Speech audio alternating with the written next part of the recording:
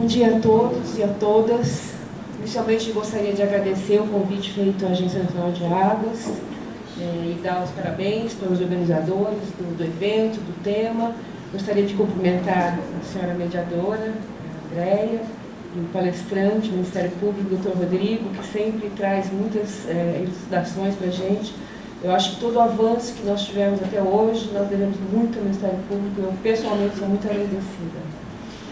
Gostaria, inclusive, de homenagear vocês todos presentes aqui, e faço em nome da doutora Ofélia, que foi minha aluna aqui no momento.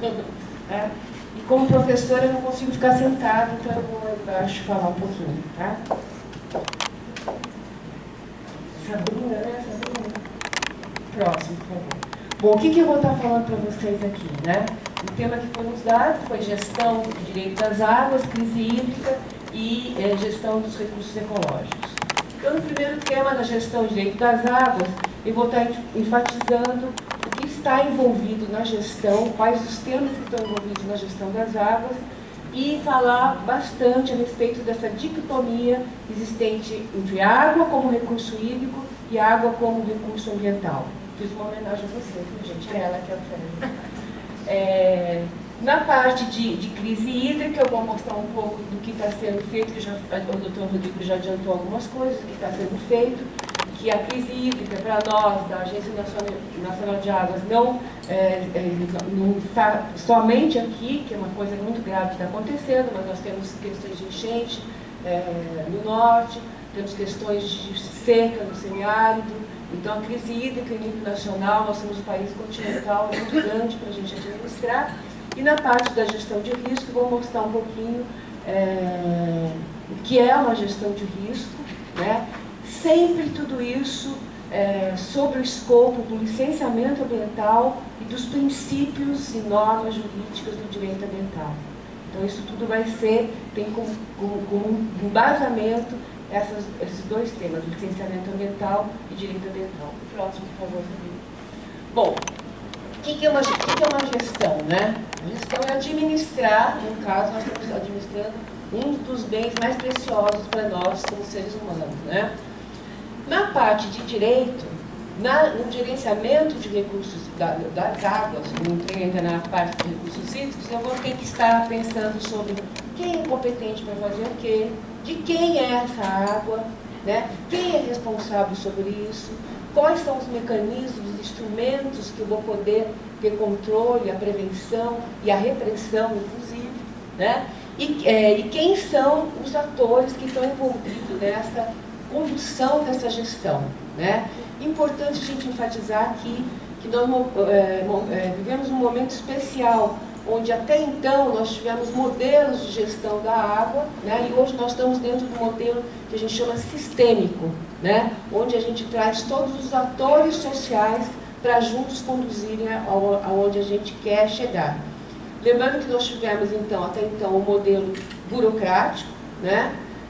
Depois passamos para um modelo mais econômico-financeiro, com o domínio do setor elétrico, e agora nós estamos, a partir da Lei Nacional de Recursos Hídricos, nós estamos caminhando para um modelo participativo e descentralizado, né? Então, muito interessante de verificar isso.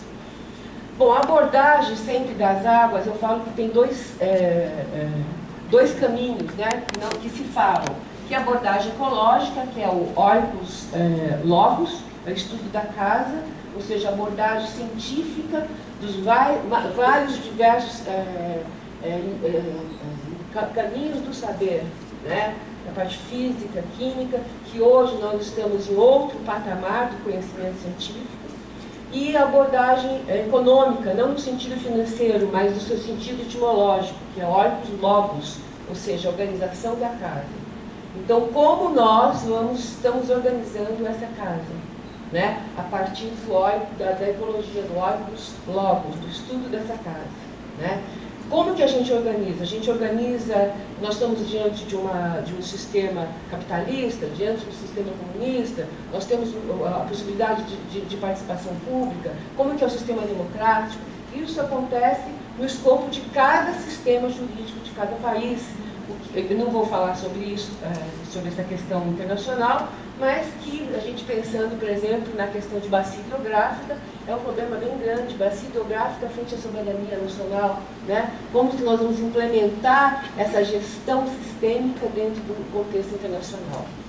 Bom, então é um elemento natural, né, com funções ecológicas, antrópicas.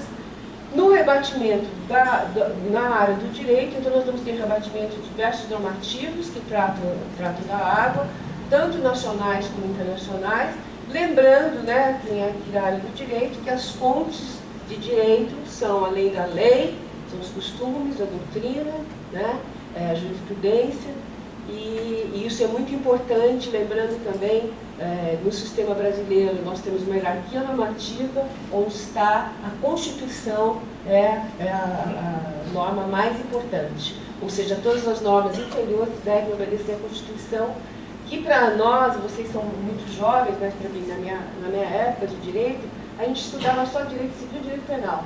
Nem olhar o direito constitucional, porque era da ditadura, não podia saber muito o que era, né? Mas hoje é muito importante que vocês conheçam a Constituição Federal, que é tida como uma Constituição cidadã.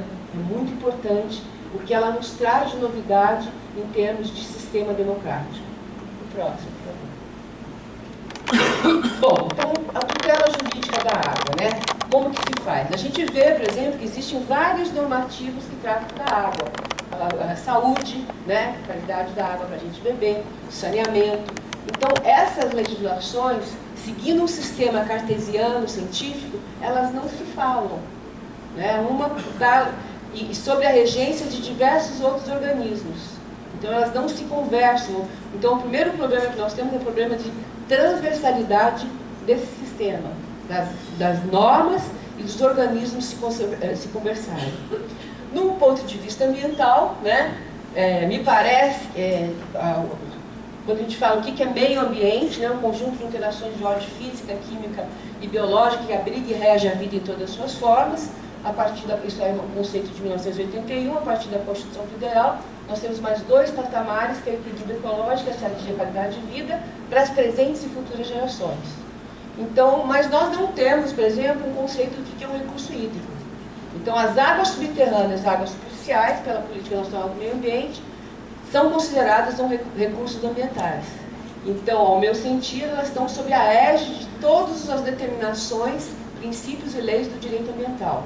Mas o que é um recurso hídrico, né? E isso é importante, que a gente vai ver nas próximas transparências, a importância da gente definir, porque nós tivemos duas legislações separadas de água de recurso hídrico e água como recurso ambiental. Lembrando ainda que, tendo em vista que a água superficial e subterrânea está conceituada como um recurso ambiental, então ela está sob a égide dessas determinações ambientais.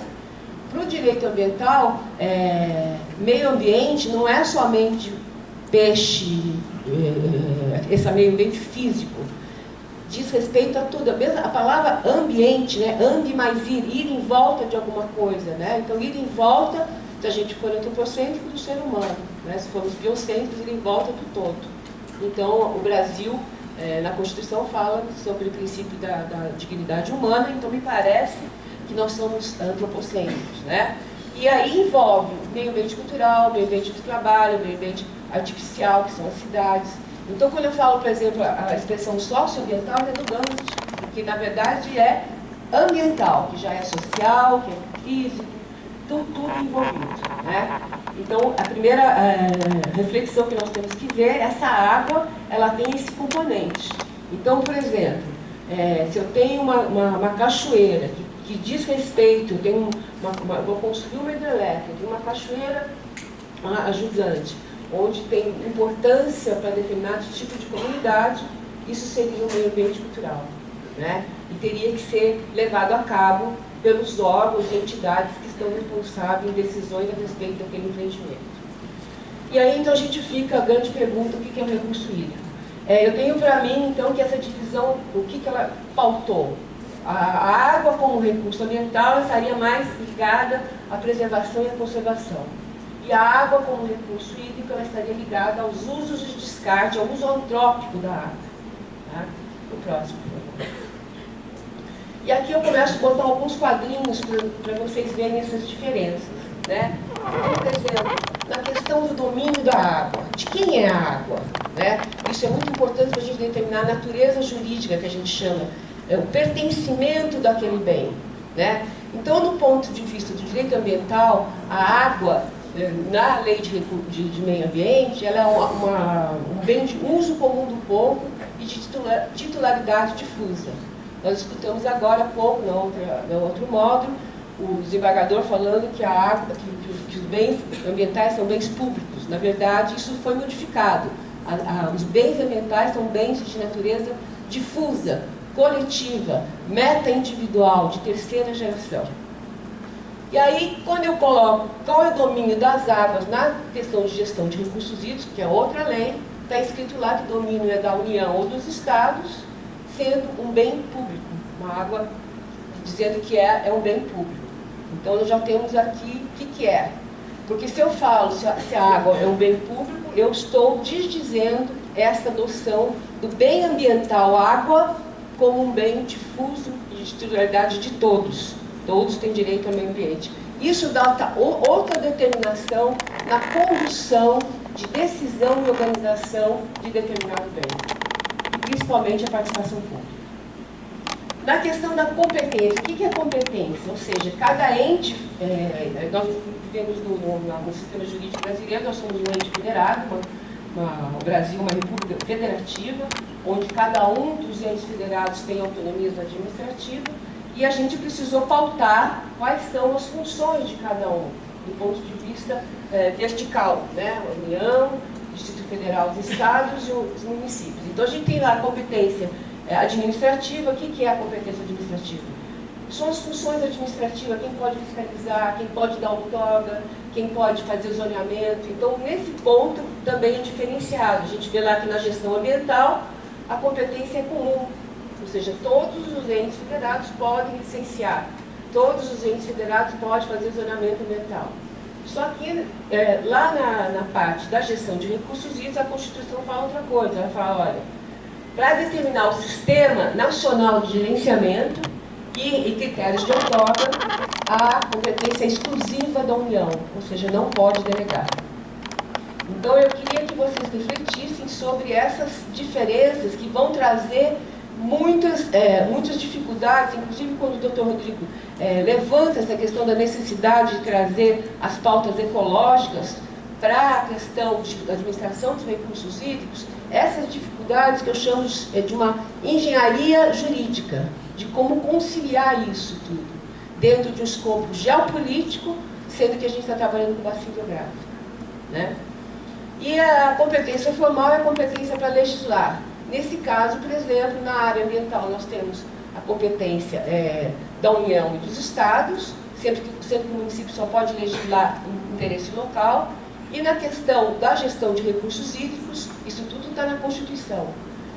A competência formal de legislar é privativa da União. Os Estados só podem legislar quando for regulamentada uma lei complementar que está lá no parágrafo único do artigo 22. Então, assim, nesse slide aí, me parece que o legislador, ele deu mais força para a União, não como na situação de ente federado, mas representando a soberania nacional, porque a água é muito importante para nós. A água ela tem uma função muito importante no Brasil, de energia e de várias outras coisas. O próximo, por favor.